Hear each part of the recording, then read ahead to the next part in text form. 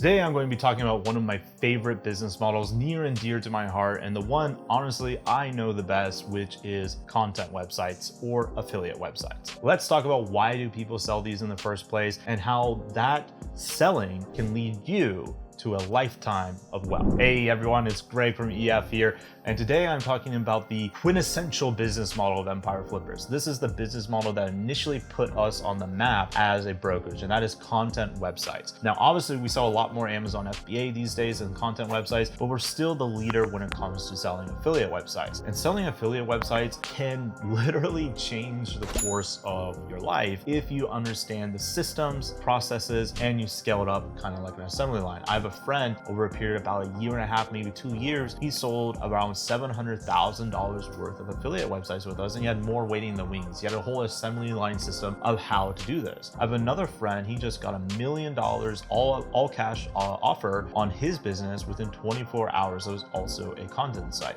So let me ask you, $700,000, an extra $1 million in your pocket, what would that do for you? Probably a lot if you're a normal person, and not like Jeff Bezos on some, space rocket trip that he's self-funding, right? So this is a powerful thing, a powerful exit strategy for you. So let's talk about why do people sell affiliate websites, and we're also going to talk a little bit about why people buy affiliate websites. So the first thing, why would you sell this thing? Why would you, after all the work you just put into this, the blood, sweat, and tears, sell this thing that's printing off money for you every single month, likely with no employees or very little assistance outside of yourself? Well, as you know, as a SEO, whether you identify as SEO or not, you clearly are doing SEO because that's usually the main traffic strategy for these kind of websites. SEO changes dramatically, right? Over the last 6 years, Google has done more updates than I have fingers. I mean, large updates, right? Since I've been actively working in the SEO world. There's algorithm updates that are coming out nowadays that are almost hidden. They're unannounced. They just sometimes don't talk about them, sometimes they won't. I see a lot of my SEO friends testing all the time and picking up these just slight tweaks to the algorithm that is always seeming to happen nowadays. So with this said, this is a unsteady traffic source in that sense, right? Now, don't get me wrong, we do SEO too. That is our main bread and butter when it comes to Empire Flippers of how we generate so much business. But Google is a rented playground, and more and more they're going against organic traffic. Though they won't say that, they kind of are, right? They want to monetize more with their ads. So with this said, by you selling an affiliate website, you are divorcing yourself from the algorithm. I often talk about the flaws in the entrepreneurial dream.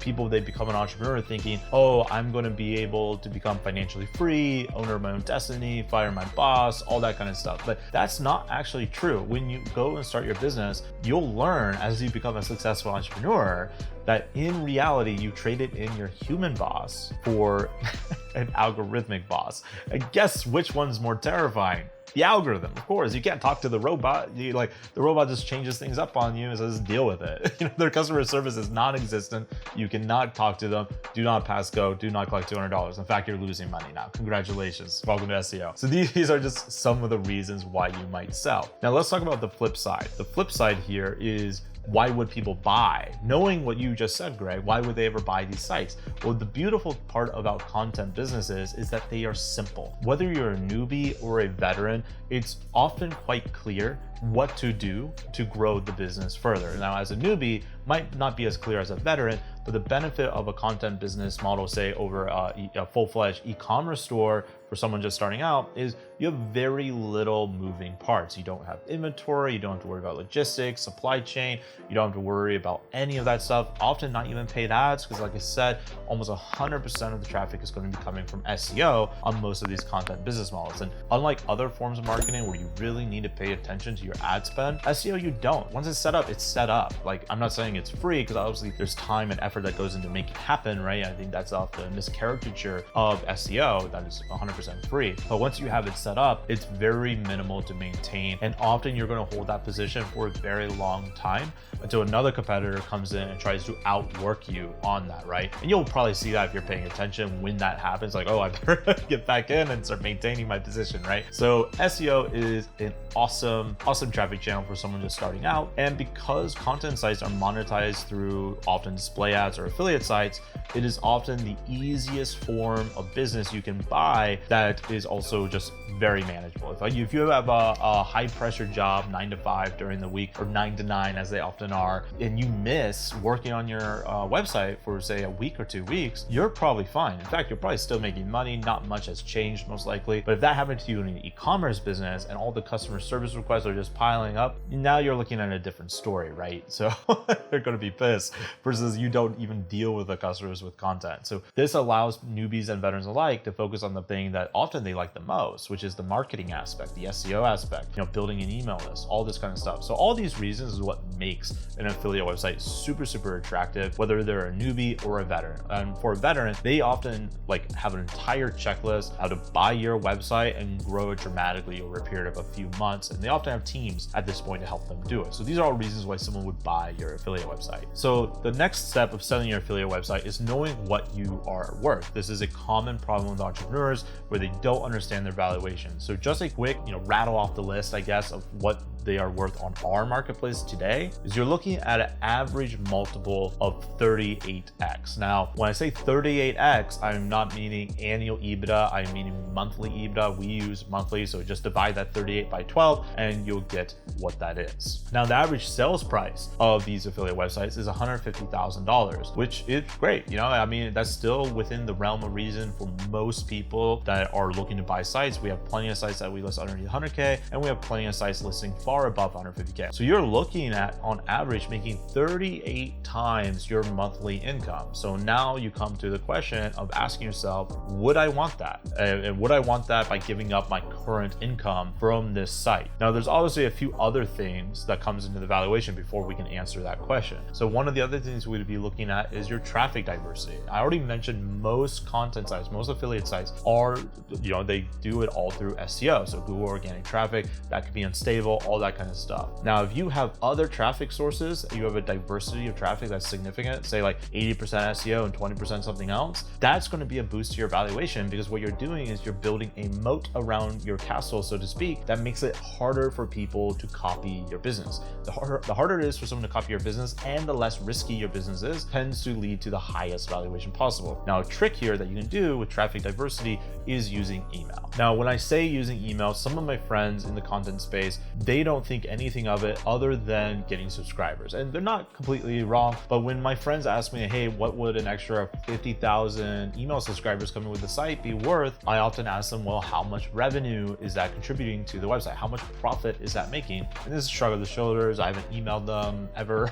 Just collect it because I hear that's a good thing to do. This I hate, because this is a huge myth that can really ruin you. An email list you have never emailed, not even once, is worth absolutely zero. In fact, it's hurting your business because you would have been better off changing that opt-in to an affiliate link or to another insert ad block, right? Or some way you can make money from it. Because if you're not using your email, you're effectively siphoning the profitability of the traffic of the traffic away from you. And that's going to hurt your valuation. Now, if you are using your email in such a way where you're bringing people back, where they'll read the articles, click the ads, or click the affiliate links, or maybe you're selling something completely else, because there are affiliate marketing programs, for example, that only allow you to promote via your email because they don't want you to compete against them and other traffic sources, right? Now, if you're doing all of that, not only is your net profit going to go up, so that 38x multiple I mentioned is going to be timesing against a much greater number, but you are also diversifying your traffic, right? Now you're at 20% email traffic and SEO traffic. So now you got both going on there. And with email, you can do lookalike audiences, you can do first-party data ads,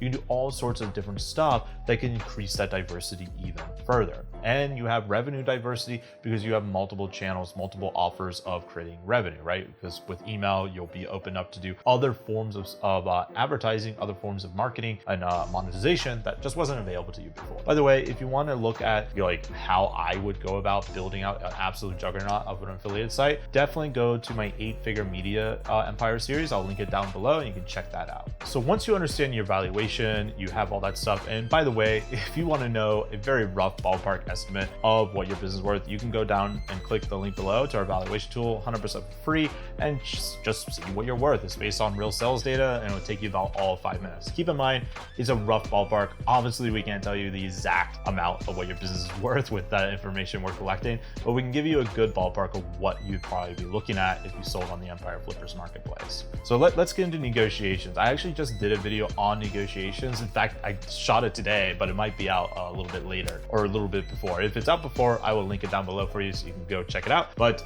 negotiations should be approached as a collaboration, not a showdown. A lot of people get this thing in their head, like, I got to do one over on the buyer, all this stuff. Do not do this when you're selling your affiliate website. That buyer, especially if you're if it's a business less than $100,000, there's a good chance that they're brand new to this. And by brand new, I don't mean like they're, never touched the internet before. They probably have the acumen to run the business, but they just have never ran a content business. And that's very common in the sub 100K level, because for example, at Empire Flippers, we're always trying to grow the pie, make EF more mainstream, make people understand the different possibilities as possible when they go and acquire businesses, right? So this is usually where most of those newbies live, and they will want a little bit more hand-holding usually. So you got to be okay with that. Understand where they're coming from, right? I often say that, for entrepreneurs such as yourself, you obviously understand the idea of copywriting, right? Where know your customer, what are their pain points? What desires do they have? What kind of transformations that they're trying to have, right? You should go about applying that to your buyer, whoever your buyer is, whether they're a newbie or a veteran, whatever they want to do, try to position your website as the obvious solution for them to get that transformation that they're seeking through an acquisition, right? Another thing to do with your affiliate website to make it more sellable is don't over optimize. I know SEOs, it's like optimizations literally in the abbreviation. Like there's a time and a place to optimize, but if you optimize your affiliate website to the nth degree, where there is just like you have no idea where else the site can even go, and say you're a really good SEO, and so most other veteran SEOs wouldn't know where to take this website either, you kind of hurt yourself in that sense, because a buyer is buying something, even though you should never sell on potential, they are buying on the potential returns of that business, right? Of that EBITDA they're buying, all that kind of stuff, right? So it sometimes behooves you to sell a website that isn't as good as you could have made it. And that's okay. I have a lot of friends that are insane marketers, much more talented than me with all the stuff that they can do. And when I look at their businesses, they ask me, do you think it's sellable? And it's printing off tons of money. I'll tell them no, because what they're doing is so complicated, so advanced, that it would take a very unique buyer to actually acquire that business. And the same goes for an affiliate website that's so over optimized. A buyer has I don't know what to do with this thing. I could buy it and just wait, and hopefully a Google update doesn't happen, and usually there's almost always growth opportunities, so don't be too concerned on this, but there should be obvious paths that you're aware of that you can make the business grow if you were going to hold on to the business. So you should tell the buyer what you would do if you held onto the business. What would be your actual strategy here for the website to grow it by 20, 30, 40%, whatever it is, right? The next tip I have for you to make your affiliate website more sellable is using SOPs, everyone's least favorite abbreviation, standard operating procedures. This is something that a lot of individual entrepreneurs, whether you're an affiliate website owner or an Amazon FBA owner or whatever, do not do. And it makes sense why they want it, right? Usually you're a one person only team, you're a solopreneur, maybe you have a VA, but usually it's just you outsourcing with agencies, or maybe you're doing all the work. So why would you need an SOP? You obviously know how it's done. And most of us, we get that motivation on a weekend or whatever, I'm going to systemize everything, it's going to be crystal clear. And we just go to town writing out all these SOPs. Fast forward a year later, we're looking at selling the business. We have never opened those SOPs since that one really motivated weekend, right? So these SOPs could be wildly out to date with what you're actually doing. So what I recommend, 3 months before you go to sell your affiliate website, give a preview of these SOPs, or if you don't have them, you should make them. Because remember, with a content site, there is a higher chance you're dealing with a brand new business buyer versus a hardcore veteran. But even a hardcore veteran would love to see what your process is. So while an SOP won't necessarily add value in terms of your evaluation, it does in fact add speed to the exit that you're trying to make, because you can give an operator's manual, up-to-date manual, step by step, X or A to Z, the roadmap, if you will, of how to grow the business, how each process in the business works, and that's highly attractive. Another thing is having articles in the wings. So let's say you just had 30 articles written for your content site, but you're in the process of selling your business on Empire Flippers. Notice the subtle promo. Sell your business with me. Anyways, but let's say you have these 30 articles, right? So what you can do, instead of publishing them and optimizing them and paying the formatter, when you know you're not going to see any benefit from it, right? It's just going to cost you money, more or less, to publish them and format them, or time at least. You can just hold off from publishing them, sell your business. I mean, most affiliate websites are going to be sold within 27 to 28 days of them listing on our marketplace. Often a lot sooner if your valuation is less than $200,000. Often it can be sold within a week. So like, obviously you're not going to get any benefit from these 30 articles you just have, but instead you can use them as like an icing on the cake, so to speak, kind of thing, where the buyer is like, oh, dope. Not only do I get updated SOPs, I have a site with potential, but now I'm getting 30 articles to go forth with that potential. Now, bonus points if the roadmap you told that buyer of what you would do to continue the website is reflected in those articles, because that shows them like, oh, you were being serious. You weren't just like,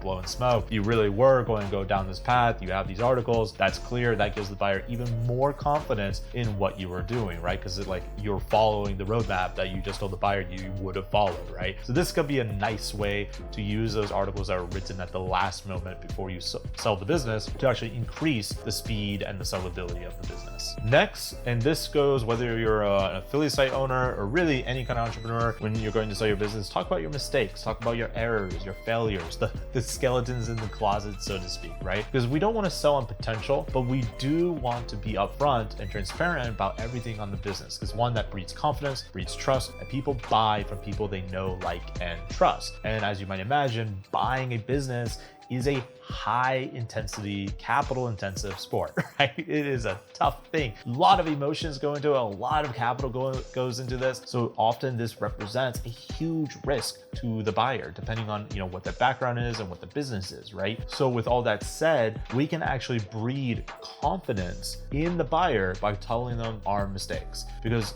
let's say I did have that email list and I tried to send out these emails that were just too promotional. And the person who's looking at buying the site understands email perfectly. He sees my click-through rate, my open rate, or she, whatever. She's like, oh, I know exactly how to fix this. I know exactly how to grow this. So then your mistake that you made that hurt the business is now her gain, because she knows how to fix it in the business, right? So this is one of the things you can do, is talk about your mistakes in such a way where that mistake actually becomes an opportunity, and then the buyer is selling themselves on the potential of the business rather than you selling them on the potential of the business, which we never want to do, because that leads to typically worse offers, to be honest. So you never really want to do it. You're actually, ironically, much more likely to sell for a higher price if you talk about the mistakes and the flaws in the business. All right, the last thing to talk about is timing the market. That's right. We're going to make sure you sell at the peak rather than the bottom. Just kidding. Do not do this. This is a bad move. I have a friend, he tried to time the market, so to speak, of selling his business, because there was a, I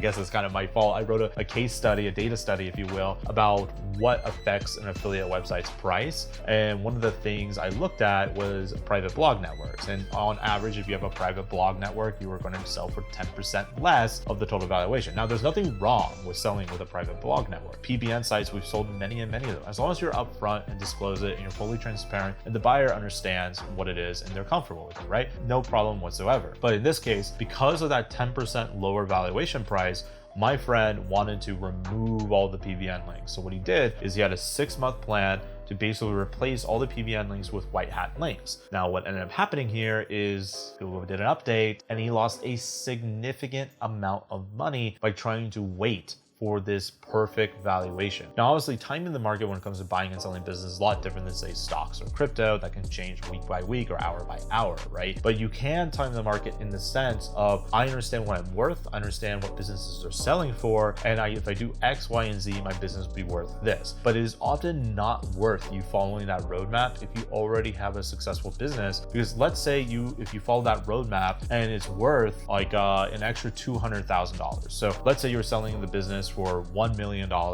You do this extra work for 6 months, and that leads to 1.2 million. Does that $200,000, that extra $200,000, get you significantly closer to a personal or business goal of yours, to the point that the $1 million itself wouldn't be enough? Or would you rather not lose that $1 million in your pocket and like just sell now, right? So which one would you rather do? And I'm not saying either one is right, it's up to you. But what I am trying to tell you, when it comes to timing the market like this, you are always better off not to time the market based on external conditions, but based on internal conditions. What are your personal goals? What are your business goals? How can this money apply to that? Does this valuation open up what I call the doors of possibilities that allows you to a lot easier, significantly easier to achieve those goals, if not achieve them outright, right? So this is the questions you need to ask yourself when you are going to sell your business. For me personally, it is much better, in my view, to sell the business early than at peak valuation, for all the stuff I just said earlier about over optimization, but also because the difference, say a 10% difference, is often not going to be worth the effort, right? Not worth the risk of losing the whole pie for that extra 10%.